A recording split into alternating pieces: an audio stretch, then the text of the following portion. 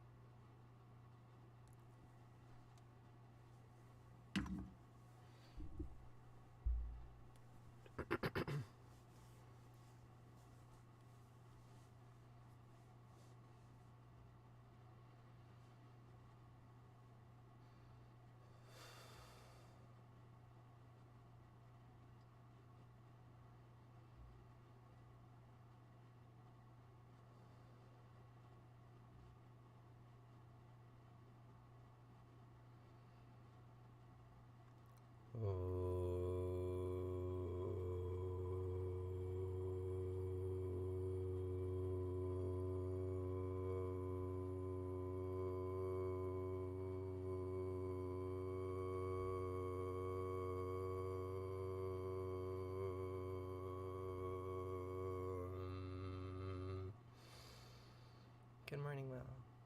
How are you?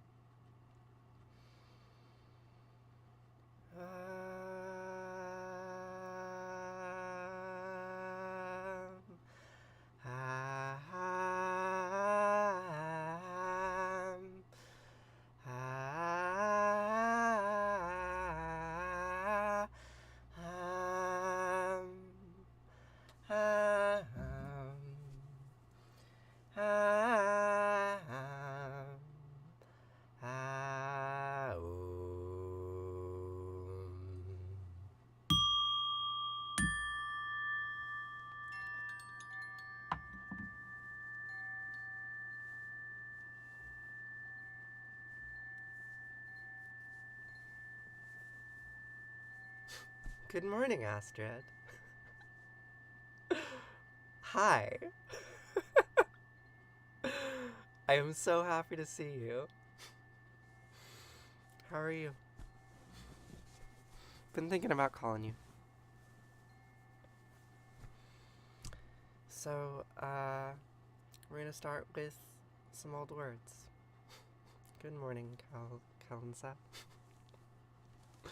I'm glad to hear it. Hello, J. Mark Anthony. How are you? Gosh, yeah, I am noticing that I very much would like to talk to you, but also that I should do a morning stream.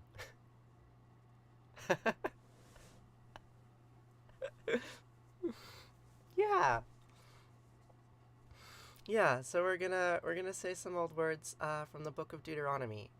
So these were originally written in exile in Babylon, probably, or just before or just after, when those high class priests needed to find a way of establishing their cultural identity in the face of geopolitical turmoil. So this is what they wrote. They said, God is one, but not quite. Shema Yisrael Asher Eloheinu Yahweh Echad.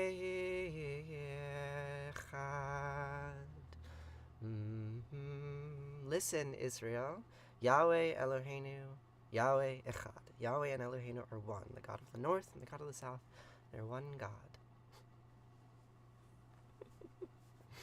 I have indeed, Cosmic. Oh, you have no idea how many mental health professionals I'd have to talk to.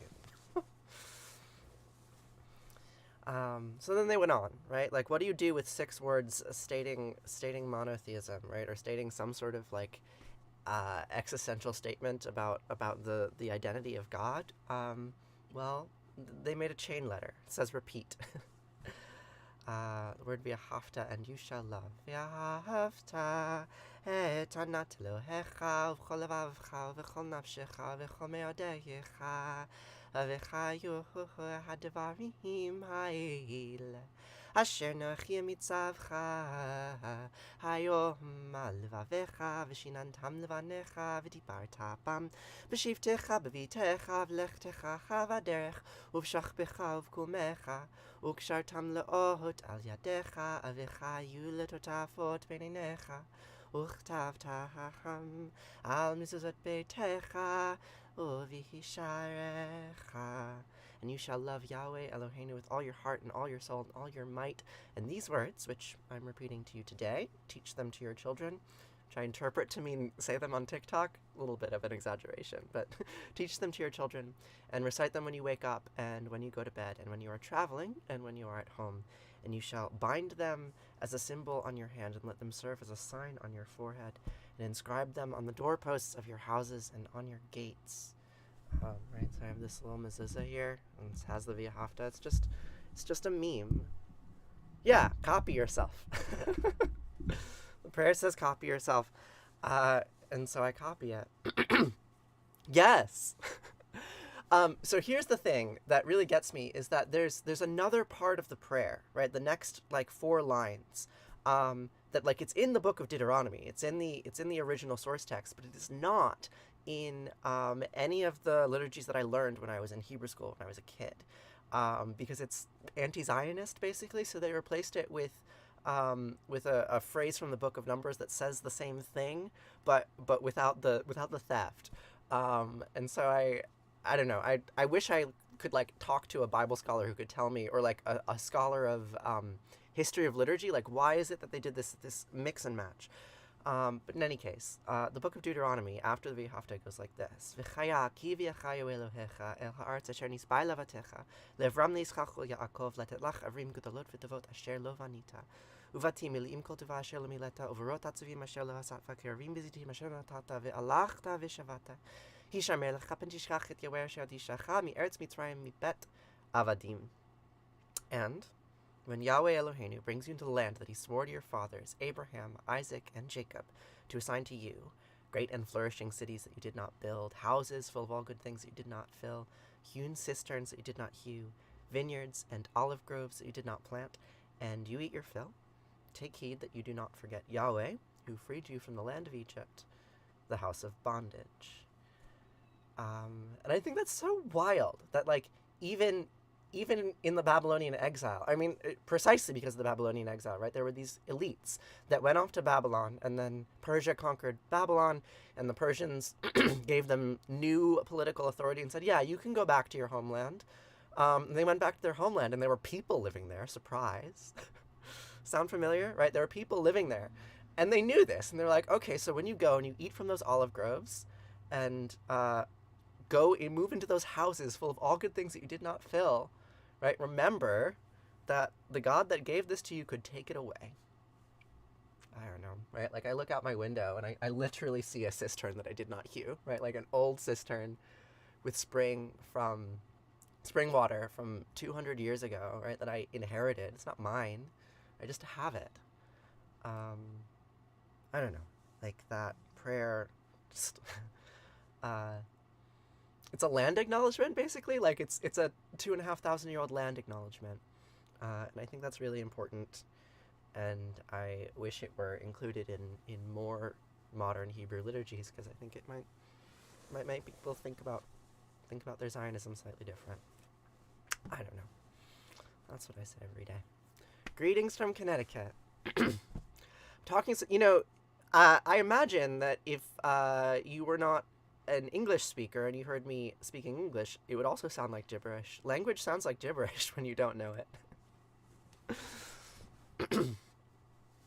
Yeah, but what are we to do but copy ourselves, right? Copy the patterns that we inherited, even if they're not ours. How do modern Samaritans view the exile? They view, all of the exiles, the Babylonian exile, the Roman exile, right? The modern return to Israel, they view all of them as illegitimate, right? That is the core of the Samaritan religion, is that they were there before the exile and they never left, right? They are the Jews from the kingdom of Israel who the Assyrians failed to expel. and therefore they are the only two Jews that are untainted by foreign influence. Like, they have their own kind of xenophobia that's built into that. That's like in many ways worse than even like modern Zionist xenophobia, right? Like they exclude all but like the 800 members of their tiny group who have an extreme kind of blood purity. But they're interesting. Like, it's very interesting the fact that they exist.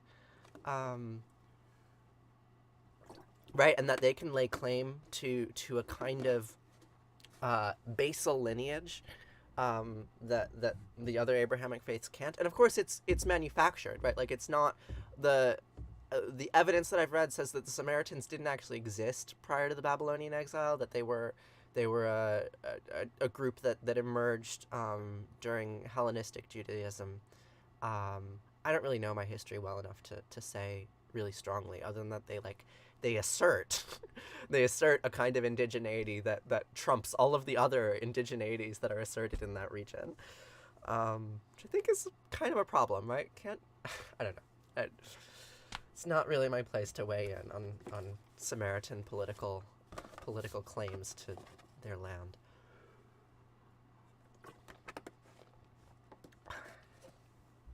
In any case, got 17 minutes before my next appointment. I think there's enough time to read a little bit from the Epic of Gilgamesh. We're on Tablet 4 now.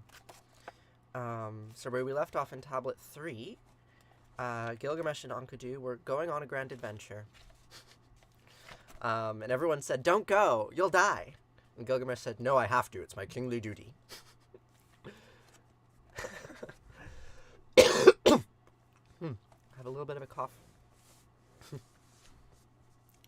Yeah, I started reading this and I sent you that Blorbo. Who's Blorbo? Enkidu is Blorbo. I watched that that Star Trek episode that you recommended. Season 5, episode 2. I watched it with Rin. It was really good. I wish I could speak in metaphor like that. But who's Blorbo? Blorbo from my shows is a nonsense internet meme about loving a fictional character. Oh. Okay. Sounds good. Yeah, in any case, Gilgamesh and Enkidu are traveling, and they're gonna try to go kill Humbaba, but they have dreams. They have dreams on their way to the cedars of Lebanon. Hey, Nexit. Yeah, it has been a while. It's nice to see you here. So what does our translator say? Gilgamesh and Enkidu go on their journey.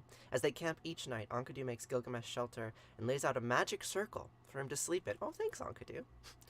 This may be a circle of flour known from Mesopotamian sorcery and oath-taking. Gilgamesh prays for a dream to portend the outcome of the expedition. He dreams 3 times of mountains. The first falls upon him, the second holds him fast, the third erupts. Gilgamesh has incredible dreams. In each case, he barely escapes the mountain's fury.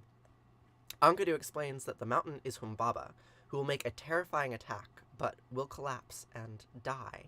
Next, he dreams of a lion-headed monster bird and then a bull attacking him. Since the text is very damaged here, and various versions exist, the number sequence and contents of the dreams are most uncertain, and very repetitive. I wish I had dreams like Gilgamesh. My dreams are never as prophetic. They're always much vaguer. So, at 20 leagues, they took a bite to eat. At 30 double leagues, they made their camp. 50 double leagues they went in a single day. A journey of a month and a half. In 3 days, they approached Mount Lebanon towards sunset. So it is in Lebanon, Will. But it says it. They went to Lebanon. So this must have been written down, I guess, in the 3rd dynasty of Ur, when Ur controlled a region as far east as Lebanon. It was a very brief period of time. It was only a couple hundred years. But, I mean, there was trade at other points, in any case. Toward the sunset, they dug a well, filled their water skin with water. Gilgamesh went up onto the mountain. He poured out flour for an offering, saying, "O mountain, bring me a propitious dream." Gilgamesh was afraid, and Enkidu was afraid, and they entered the forest afraid together. Yeah, we'll get to that in like... I mean, I read this very slowly. We'll get to it in like 3 or 4 days.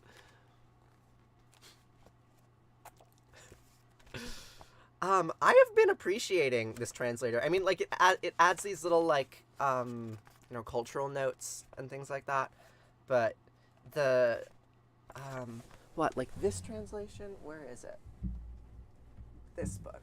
Nope. Come on. Diana Wilkenstein. Yeah, like, this translation of the Inanna stories is not very good in terms of, like, fidelity, but it's very lyrical, and so I prefer it for that reason.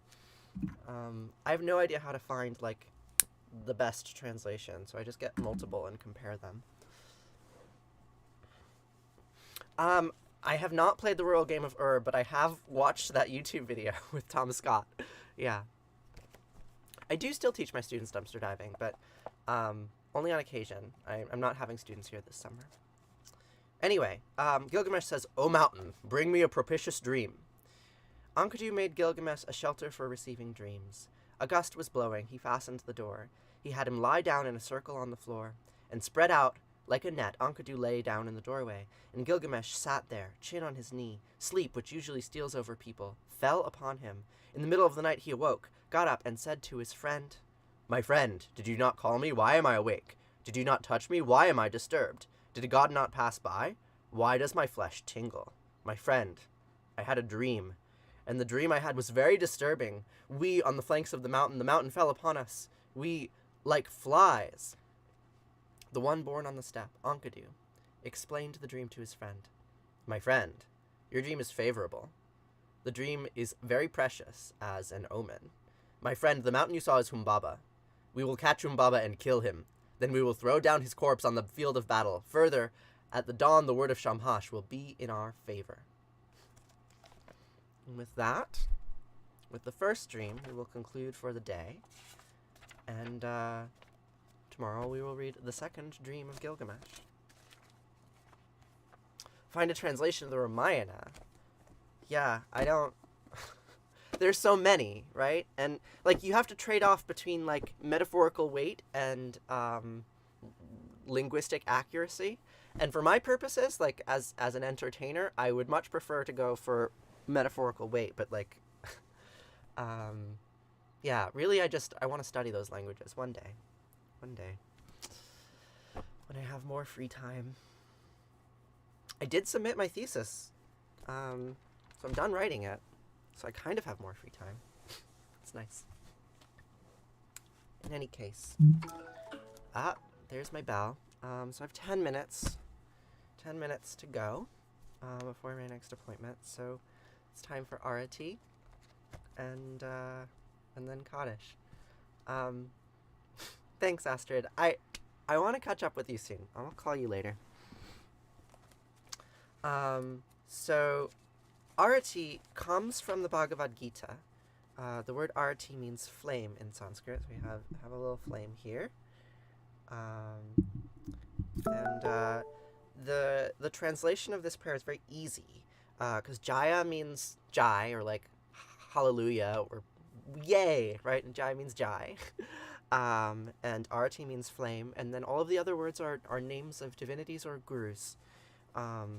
I learned this at the Shivananda Yoga Ashram where my mother was taking me when I was very little.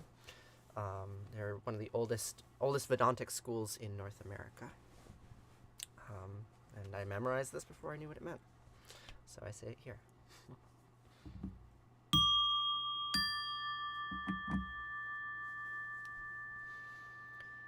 Jaya Jaya Aratiya Vina Vinayaka Vina Vinayaka Shri Ganesha Jaya Jaya Aratiya Subramanya Subramanya Kartikeya Jaya Jaya Aratiya Venugopala Venugopala Venuola Papa Vidura Navanita Chora Jaya Jaya Arati Venkanta Ramana Venkanta Ramana Sankata Harana Sitarama Radhe Shama, Jaya Jaya Arati Gauri Manohara, Gauri Manohara Bhavani Sankara, Samba Sadashiva Uma Maheshwara, Jaya Jaya Arati Raja Rajeshwari, Raja Rajeshwari Tripura Sundari, Mahalakshmi Mahasaraswati, Mahakali Mahashakti, Jaya Jaya Arati Anjaneya, Anjaneya Hanumanta, Jaya Jaya Arati Dattatreya, Dattatreya Trimurti Avatara, Jaya Jaya Arati Adityaya, Adityaya Bhaskaraya, Jaya Jaya Arati Sanistaraya, Sanistaraya Bhaskaraya, Jaya Jaya Arati Sankaracharya, Sankaracharya Advaita Grave, Jaya Jaya Arati Sadgurunata, Sadgurunata Shivananda, Jaya Jaya Arati Vishnu Devananda, Vishnu Devananda, Vishnu Devananda, Jaya Jaya Arati Agastya Munaye, Agastya Munaye, Shriyama Priyaye, Jaya Jaya Arati Ayapa Samine, Ayapa Samine, Dharma Shastave, Jaya Jaya Arati Jesus Gurave, Moses Gurave, Buddha Gurave, Jaya Jaya Arati Muhammad Gurave, Guru Nanak Gurave, Samastya Grubhodamaha, Jaya Jaya Arati Venugopala. Om Natatrasya Bhati Natandrakara Tamne Mavidyo Bhati Kote Magni Tomivan Tamidvandi Sarvam Tasya Basya Simidam Bibanti Om Gange Kayamane Kaiva Govari Saraswati Narmade Siddhikaveri Hiyaha Namastitam Namo Namaha.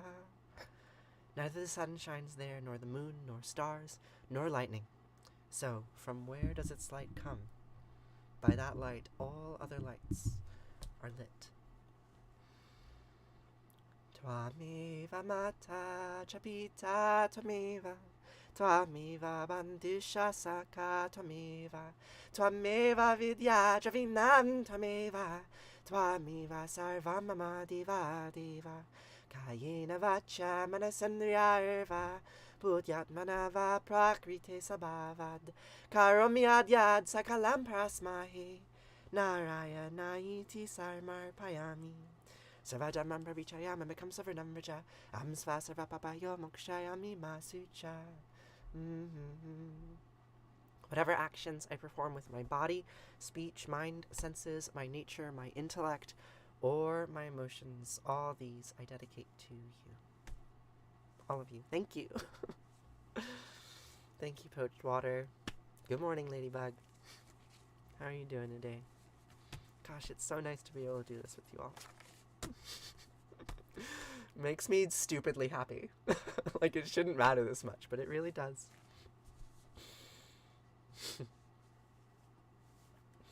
Yeah, I would love to learn more about Mormons, right? Like, it's a true prophetic practice, right? Like, only every once in a while does somebody have visions in the forest and can actually turn into a religion. Usually they're just labeled crazy. So, we will conclude now with the mourner's Kaddish. So the word Kaddish in Hebrew means holy. I believe the etymology goes back to set apart, right? What is holy is what is normal but different. And it's in my name, right? Kaddish. Kaddish, here we are. This is Kaddish. She's a Canaanite goddess. She rides lions. She arouses gods left and right. She's pretty great. Right? And so Kaddish means holy. The Lashon HaKodesh, holy language, or holy tongue, I suppose would be a literal translation. And then there's also the word Kedeshah, which means temple prostitute. And I love that all of those words are tied together. It's really great. So the Kaddish is a prayer with multiple meanings and multiple purposes. Like, this is the mourner's Kaddish. We're going to say the mourner's Kaddish, but the text of the mourner's Kaddish is identical to other kinds of Kaddishes that are said in other contexts. And I like to conclude with the mourner's Kaddish because the world is full of grief, right? Like, it's an acknowledgement that to live is to suffer, and that to be alive is to be able to experience both joy and pain in concurrence. So, we say these words every morning. to remind that even if life is suffering, we need not suffer alone. And I am so, so grateful to be able to say these words with you.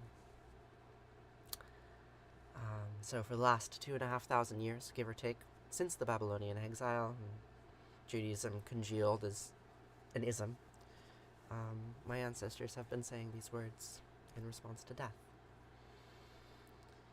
Yitgadal v'yitgadash Shema Rabbah B'yama divrach yirteh v'yamlich malchuteh b'chayachon v'yomechon v'chayidikol beit Yisrael B'agala v'zman kariv yimru Amen. Yehi Shema Rabbah miva'arech li'olam omei omaya Yitbarach v'yishtabach v'yitba'ar v'yitramam v'yitnaseh v'yitadar v'yitaleh v'yitalal Shema dekudisha b'rechu Leila min kol birchata v'shirata tushbechata v'nechemata Jamiran b'yama v'imru Amen. Yehi Shlama Rabbah min Shemaya v'chayim aleinu v'yachol Yisrael v'imru Amen. Oseh shalom b'mamav huya aseh shalom aleinu v'yachol Yisrael v'imru Amen. Oseh shalom b'mamav huya aseh shalom aleinu v'yachol Yisrael v'imru v'imru Amen. Thank you. Thank you so much. I have to go now. I have therapy in 2 minutes. But if you want to chat more, you can check out the link in my bio. Please join the Discord server. I'm there all the time, right? Like, chat in a live stream context is a little tricky because, right, like it's like this funny one-way feed where I can speak a lot faster than you can type. But yeah, Discord's been really active recently, and it makes me really happy. So check out the link in my bio. You can join the Discord, and there's also links for Patreon and Koji tips and, blah, blah, blah. I'm a performer. I'm a busker. Give me money, please. Thanks. I don't know. I hate saying those things. But, yeah. I will see you here tomorrow to say these words again. And until then, I hope you have a really lovely day. And I'll talk to you soon. Okay. Bye.